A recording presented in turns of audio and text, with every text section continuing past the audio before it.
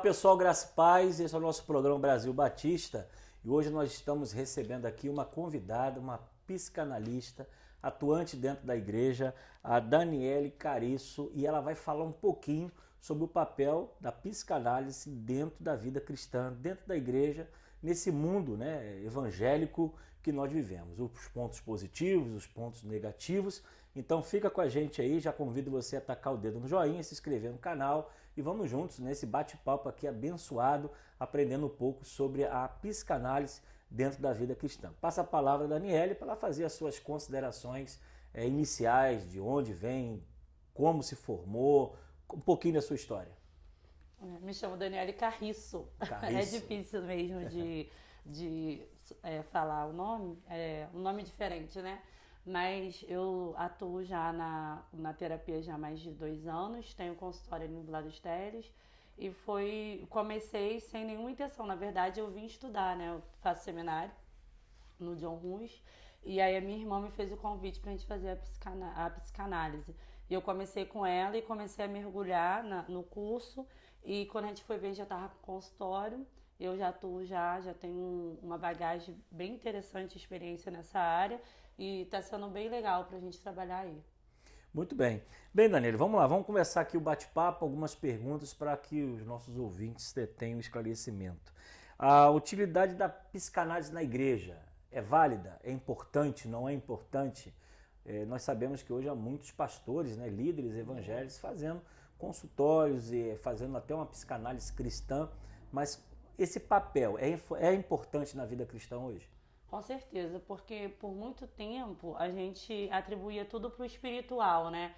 Você tá com algum problema, falta de sono, vai orar. Se tá com o coração acelerado, vai orar. E na verdade a gente nunca percebeu que aquilo era ansiedade ou eram as preocupações diárias. Obviamente que a Bíblia ela tem um embasamento, mas quando a gente tá com tanta coisa na cabeça, a gente não consegue enxergar isso. Hoje a gente tem um curso ali de psicanálise, como o senhor falou, temos muitos professores lá e a gente acaba, professores não, pastores, a gente acaba alinhando a Bíblia com a terapia e a gente percebe que os nossos olhos estavam fechados, porque a gente fica tanto na religiosidade e esquece de entrar na ciência, né? Porque a psicanálise é uma ciência, né, freudiana de certa forma, e a gente acaba fugindo dessa ciência e tendo esse preconceito, e na verdade a gente consegue alinhar isso dentro da palavra de Deus. E quando isso entra nas igrejas, no nosso círculo religioso, a gente precisa estar maduro para entender o que é espiritual, o que é psicológico, o que é físico, porque nós somos seres humanos completos, né? Nós temos essa tríade, corpo, alma e espírito. Às vezes o problema não é o espiritual, é o emocional. Às vezes não é o emocional, é o físico. A gente tem que buscar essa informação profissional, né? Muito bem. E como se forma um psicanalista? Qual é o processo? É faculdade? É curso? Qual o tempo disso para ter um psicanalista bem preparado para atender a necessidade do povo? Hoje em dia tá muito mais fácil, né? Tá muito mais acessível do que antes. A psicanálise hoje não é uma formação livre, não é uma formação obrigatória de faculdade. Seria bom, até estava conversando com um amigo, a pessoa que faz psicologia, ou até RH, né, que trata de recursos humanos, fazer uma pós de psicanálise. Mas digamos que você não tem condições não tem uma faculdade. Você tendo o 2º grau, você consegue fazer uma psicanálise livre. Mas não só a psicanálise, você tem que se apropriar de outras ferramentas terapêuticas, buscar esse conhecimento. Tem muitas hoje online, presencial, só você procurar que você acha. E procurar pela certa, né? Que tem vários fundos de quintal. Sim, sim. Então é sempre bom saber, né, quem já se formou, quem já atua no mercado, ligar para algum psicanalista que já está atuante, aí saber as boas indicações de cursos que são válidos. Bom, mas como funciona, né, dentro da terapia, do consultório, como é esse bate-papo entre o psicanalista e o paciente? Como se lhe dá essa terapia? Então, nas sessões, a primeira abordagem a gente chama de anamnese. A anamnese é um questionário que o profissional faz para procurar saber como foi a vivência dele com os pais, porque a raiz de toda a psicanálise é descobrir a sua raiz desde a formação, desde a gestação. Como foi que a sua mãe teve você? Você sabe, muitas pessoas não têm essa informação. E aí pergunta, sua mãe levava você para a escola? Você era cuidado por quem? E aí você começa a descobrir qual é a dificuldade que esse indivíduo tem. É falta de pai? O pai teve ausente? O pai faleceu? O pai era muito severo? Freud diz que a gente, e é uma coisa que eu em particular concordo, que a gente relaciona Deus como a gente relaciona nosso pai, né? Então, se você teve um pai muito severo, muito duro, você vai entender que Deus é uma pessoa muito dura, muito severa. Se você teve um pai muito amoroso, muito gentil, você não tem dificuldade de chegar até Deus. Mas se você teve um pai ausente, você tem dificuldade de chegar a Deus. Eu, por exemplo, não tive criação de pai, mas me converti muito cedo. E a minha relação com Deus era muito complicada, porque eu tinha Deus como soberano, mas eu tinha dificuldade de acessar Deus como pai. E eu, dentro da psicanálise em mim, né, que eu fui me submeter à análise, eu fui buscar isso, essa paternidade divina. E eu fui ter essa experiência quando eu precisava de um pai. Eu falei para Deus, Deus, pai, e eu tinha dificuldade de chamar Deus de pai. Eu falei, pai, se eu tivesse um pai aqui na Terra, eu ia até ele, ia pedir ajuda, mas eu não tenho. Mas eu tenho um Pai Celestial, que é dono de todas as coisas. E eu quero colocar e depositar essa situação na sua mão. E eu quero que o Senhor cuide para mim. Desde que eu comecei a viver essa experiência divina com a paternidade de Deus, hoje eu me sinto filha. Mas eu nunca me senti porque eu não tinha essa figura de pai. Eu nunca recorri ao meu pai quando eu precisava de alguma coisa. Então, quando eu precisava de algo, eu ia trabalhar, eu ia correr atrás, eu ia dar meu jeito, eu não tinha alguém que fizesse por mim.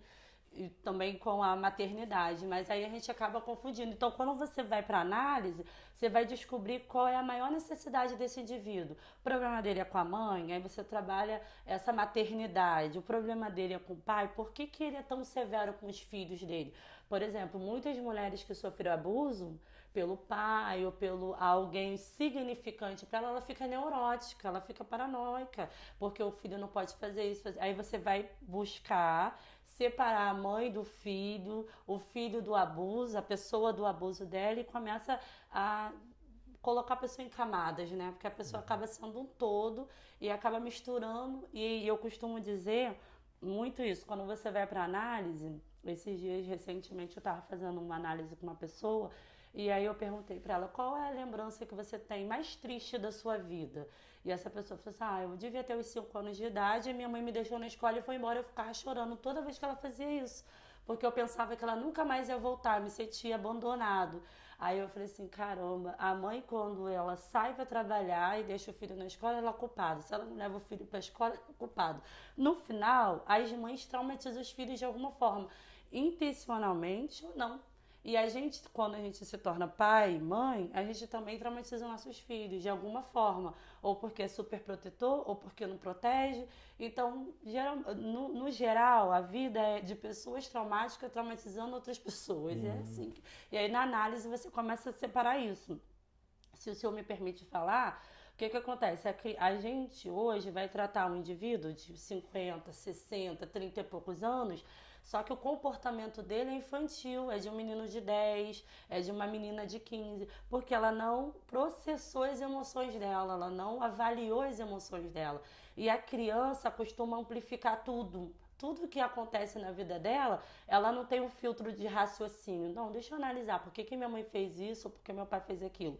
Então ela acaba generalizando tudo aquilo. Então aciona gatilhos na nossa mente. Então toda vez que esse rapaz que eu tava falando com a esposa dele se separou dele, ele hoje se sente abandonado. Então todas as vezes que alguém vai embora, toda vez que ele é abandonado, ele lembra inconscientemente, que Freud fala que a gente é mais inconsciente do que consciente, inconscientemente dessa imagem da mãe deixando ele na escola e indo embora. Então quando você acessa esse lugar de lembrança, de memória, você entende que o que você está vivendo hoje é meio reflexo dos traumas que você tem no passado, entende? Entendi. E dentro da igreja, existe algum tabu, alguma barreira que você, como psicanalista cristã, às vezes até no consultório com alguma pessoa evangélica, você identifica que na igreja existe algum tabu ou algum preconceito em relação à psicanálise? No começo, mais. No começo da minha caminhada foi mais. Praticamente mais pela a liderança que eu digo, quem estava mais perto de mim. Porque aí, toda vez que você sai da sua zona de conforto, você está incomodando alguém, de certa forma. E, na verdade, você não é muito credibilizado naquilo que você está fazendo. Mas o que te credibiliza não é o que você atua, é o que você... É a história que você vai construindo na sua caminhada. Então, aí você acaba tendo autoridade. Então, hoje isso não me preocupa mais. Não me preocupa se as pessoas não me credibilizam como profissional. Porque eu tenho autoridade naquilo que eu atuo, naquilo que eu trabalho. Eu não preciso ser reconhecida pelos que estão de fora. Eu já sou reconhecida por aqueles que estão dentro comigo, entende?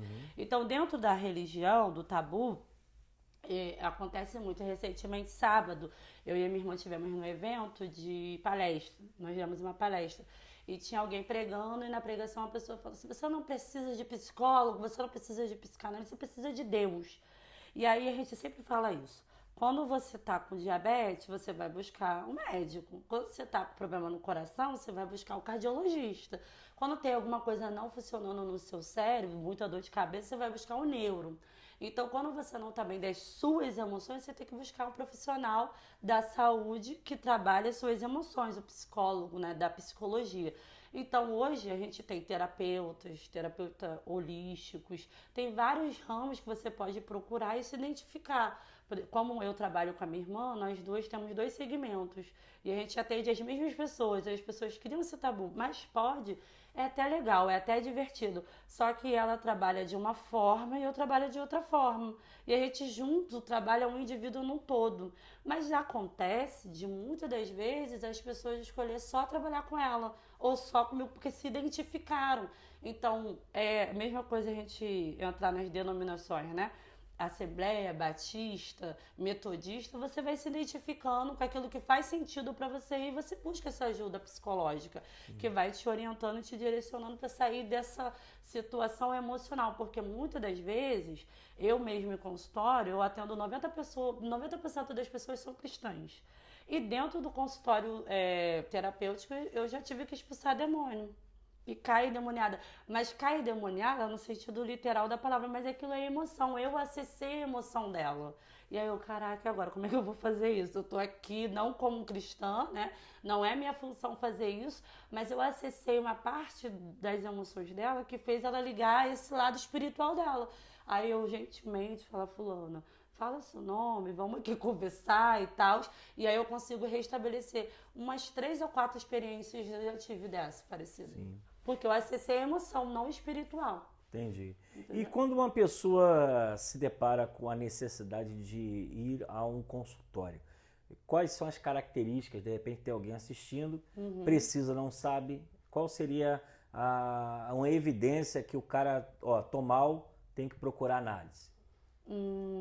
Quando por exemplo, a pessoa quando não consegue parar, tá com a mente devagante.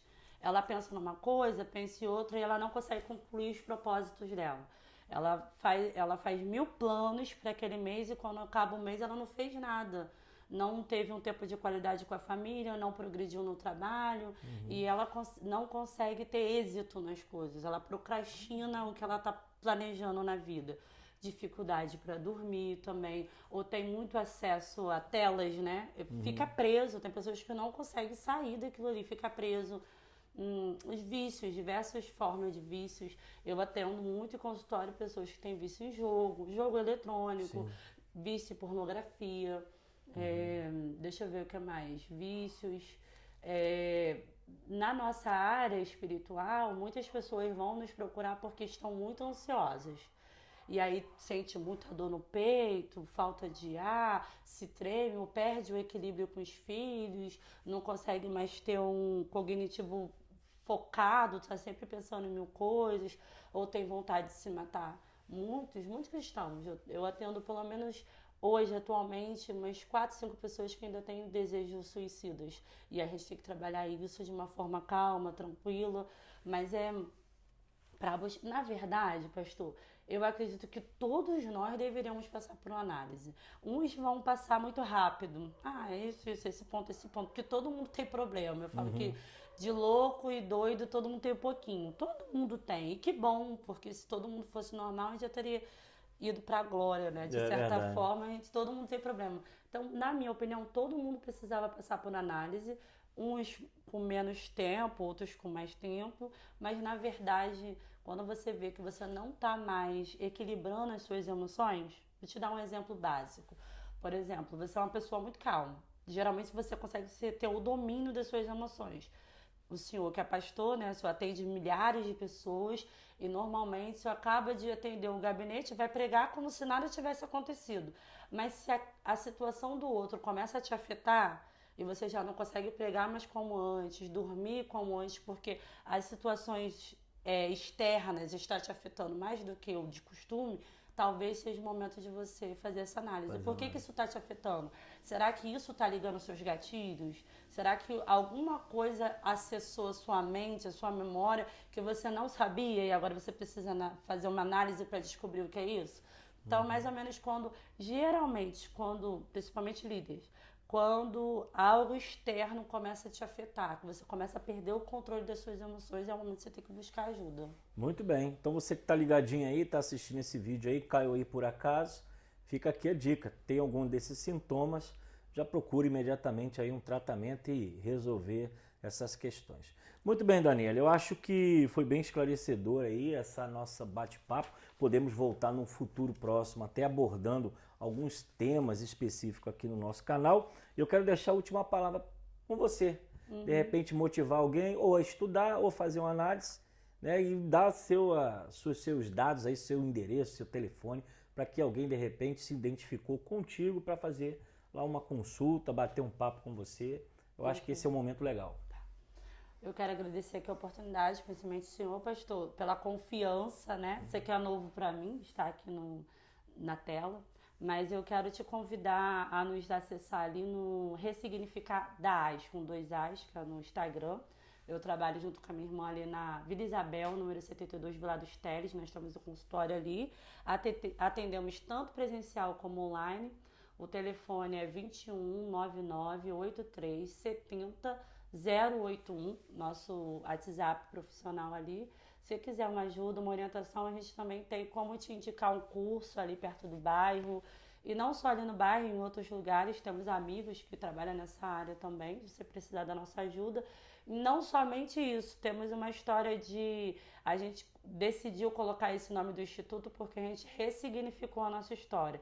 Então, se você quer conhecer a gente, convidar a gente para palestra, você vai conhecer a nossa história e ressignificar a sua também através da nossa. Quem sabe a gente pode ser um canal de bênção para a sua vida. Eu agradeço a oportunidade, pastor. Obrigada. Muito bem, obrigado, Daniela, pela sua participação. Esse é o nosso canal, o Canal Batista, levando informação a todos aqueles que estão aí distante ou próximo, né, de nós. E o nosso desejo sempre é instruir e capacitar. Então não deixe de tacar o dedo no joinha, se inscrever no canal. Há o espaço aí para você bater um papo, alguma pergunta específica. E eu vou direcionar a Daniela, ela tendo tempo, ela vai responder assim. Valeu, pessoal, um abraço e até o nosso próximo vídeo, se Deus assim nos permitir.